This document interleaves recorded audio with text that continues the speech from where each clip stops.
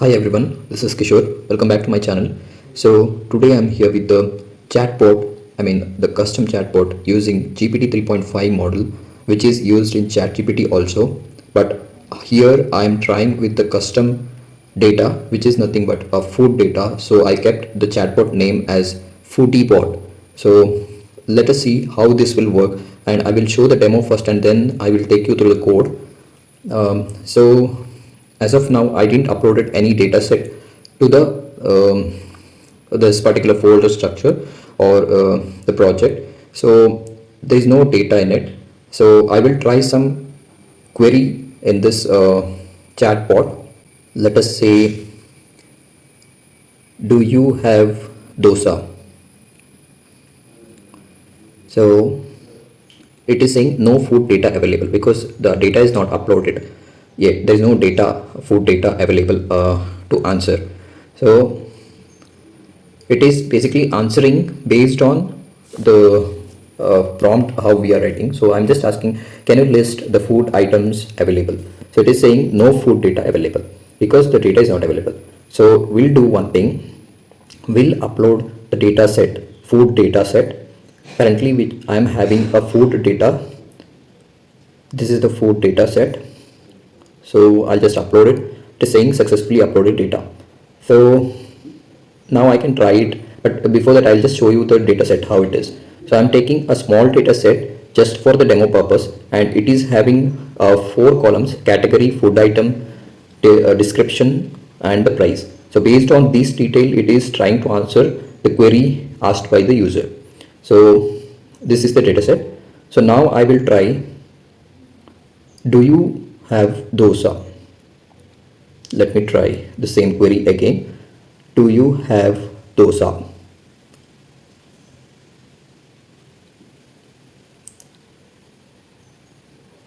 Yeah, it is saying no because the provided food data is not including information about dosa, because there is no information about dosa. Okay, so yeah, it is correct because I don't have the information about dosa in my data set.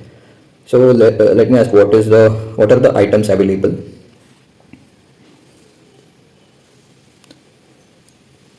So it is saying it is listing all the items available along with the price. So based on this we can order, we can have a button to order particular things. So this is basically a chatbot now.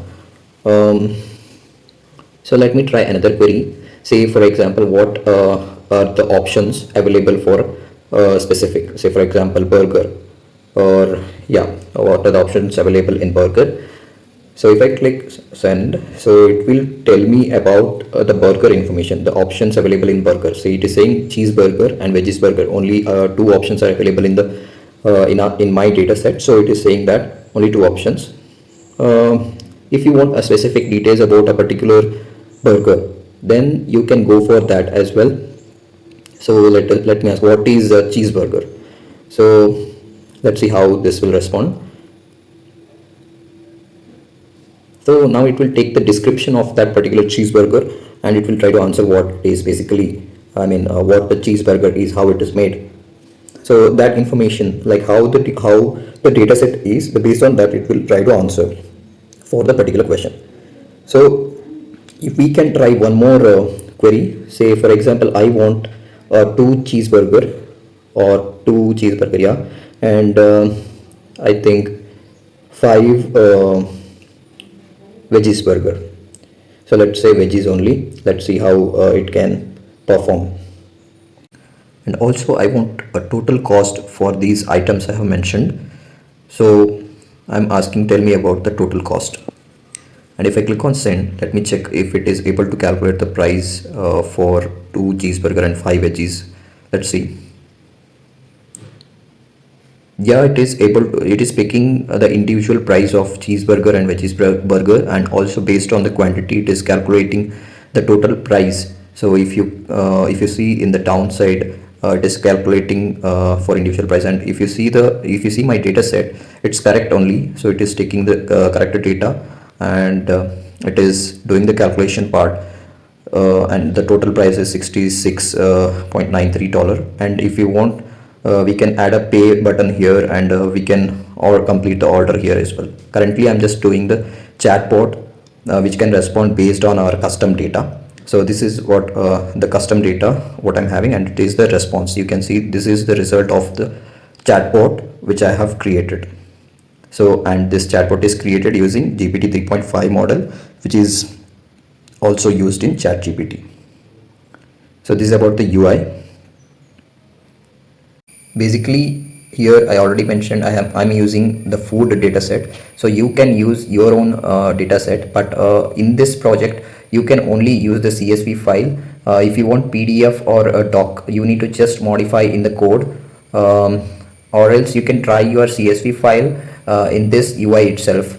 It will try to understand the file uploaded by you, and it will try to respond based on that.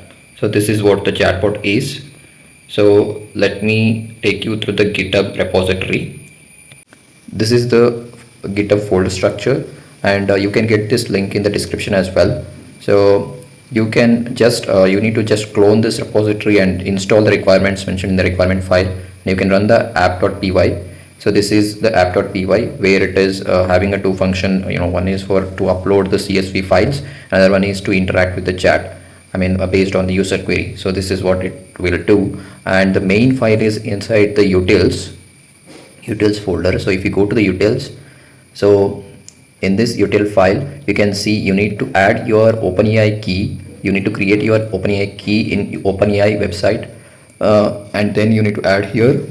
And this program contains the Foodie assistant class, where it is having the load data, which in this one I'm just using CSV files to load the data, and based on that data it is responding back to the query. So for that query I am using the function called the process user input, where based on the user query it is trying to answer based on the food data set which is loaded.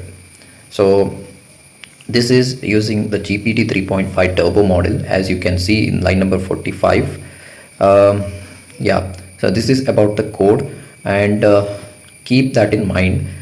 You need to use OpenAI credentials.